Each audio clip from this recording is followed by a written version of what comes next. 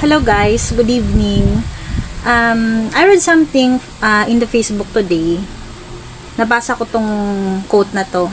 80 days daw before Christmas and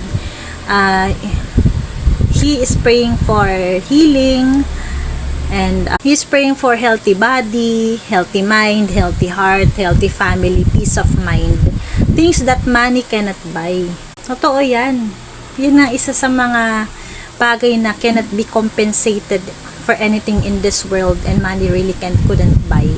Yung peace of mind, healthy body. Kasi aanhin mo nga naman yung marami kang pera pero nagkakasakit ka naman.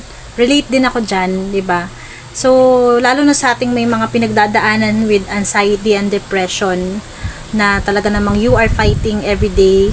You are fighting battles, silent battles every day. People don't know how much you are trying so hard to show up and stay strong sa araw-araw kahit na mahirap. Kasi ang kalaban mo, sarili mo at isip mo. So, napaka-importante for me. Pinaka-importante sa akin talaga to have a healthy, sound mind, body, soul, spirit, heart.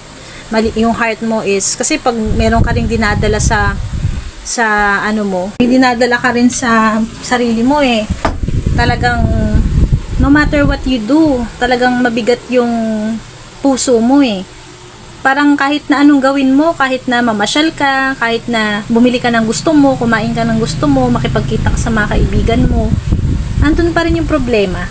So importante talaga yung peace, inner peace, peace of mind, peace of heart, of course physical healing din sa ating, kasi puhunan din natin yung katawan natin. Hindi mo na magagawa yung mga bagay na gusto mo once na may sakit ka na. Tapos iyan pa nga yung devotion ko, Isaiah chapter 26 verse 3.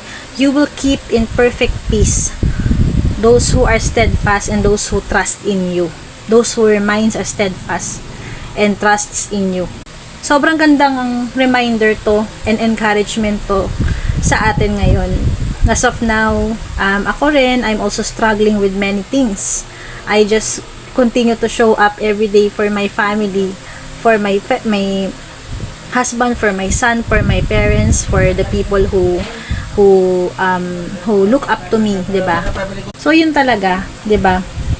Yung you na yan, yung tinutukoy that you will keep in perfect peace. Si Lord yun. It's meaning na si Lord lamang po yung tunay na makapagbibigay sa atin ng kapayapaan na hindi natin mahahanap sa kahit sino, sa kahit na ano, kahit saan. Diba? Dito sa mundo, walang any material things cannot compensate for the peace that God really gives to us. Yung peace na hindi talaga kayang, talagang si Lord lang yung makapagbibigay, diba? Kasi yung kahit may pinagdadaanan ka mabigat sa buhay mo, you are in perfect peace, meaning na hindi ka mamumove, immovable ka, invincible ka, unbreakable ka, kasi you know that God is with you. You are staying in God's presence, you are clothed with God's love, faithfulness, grace, 'di ba, and strength. You are empowered, 'di ba? Na anumang pagdaanan mo, may peace ka. Hindi, kumbaga kahit nahihirapan ka, may kapayapaan yung puso mo. Yun yung inner peace. Hindi siya yung literally na payapa yung paligid mo. Yan yung parang, yung inner peace na magulo yung situation mo. Yung physical, literally magulo. Pero yung heart mo at peace and yung mind mo at peace kay God. Sabi nga rin ng husband ko, actually yun yung gusto kong i-practice guys. Believe it or not, I'm also struggling sa area na to. Na minsan wala talaga akong peace. Kasi ako minsan yung nagti-trigger na mag-worry talaga. 'Di ba? Talagang sabi nga niya, alam mo love, malakas naman yung faith mo kay Lord. 'Di ba? Malakas din yung yung relationship ko sa Panginoon na ganito kasi nagpi-preach nga, nagsi-share nga ako.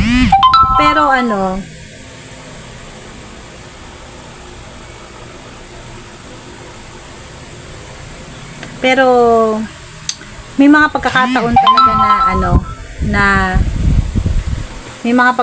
talaga na I tend to worry.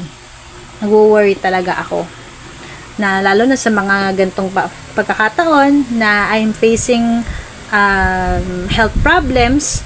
Sabi nga 'di ba sa ang sabi ni pastor kahapon nga ano daw yung kung meron kang, you should always be courageous to face the fears in your life. Diba? Ano ba yung mga, kung tatanungin ka ano yung fear mo, fear of the unknown, fear of failure. Ako yung unknown sa future.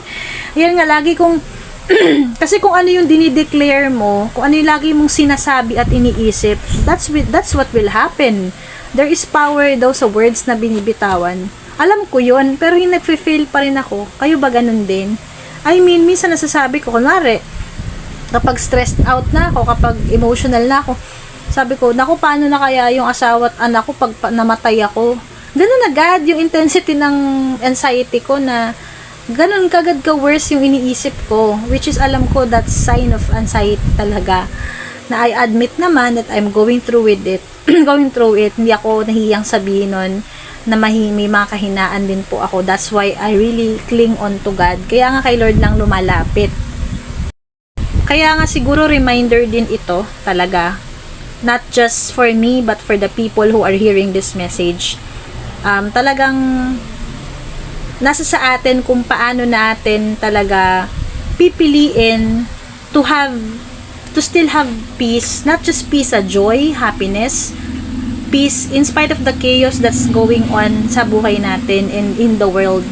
Actually, right now, hindi biro ang nangyayari sa paligid kasi we are facing the threat of a big major earthquake, di ba, dito sa Metro Manila na halos buong Luzon kadamay. So, let's pray for that. Ako na may anxiety, hindi talaga maganda effect nito sa akin. So, naiisip ko na agad yung worst case scenario. Lagi, pag may anxiety ka, worst case scenario agad yung naiisip mo. Yung worst for worst na intense ba? Laging negative. Ganon. So, I'm praying na when that happens, our family are together, walang magkakalayo kasi yung husband ko sa Alabang nagtatrabaho, may hybrid kasi, minsan on-site, 3 days on-site, 2 days work from home. I pray na wala yung anak ko sa eskwelahan kasi mga substandard daw mga eskwelahan din dito, kalsada, lahat.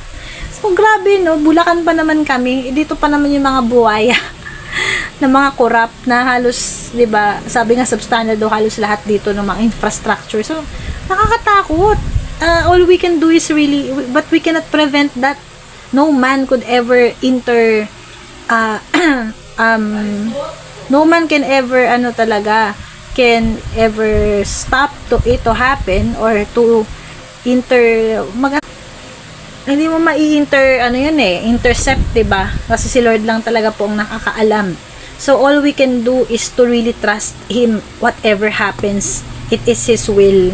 Pero sabi ko, Lord, pwede ba wag kaming mamatay sa ganung paraan? May mga fear ka talaga, hindi ba iwasan normal sa isang tao.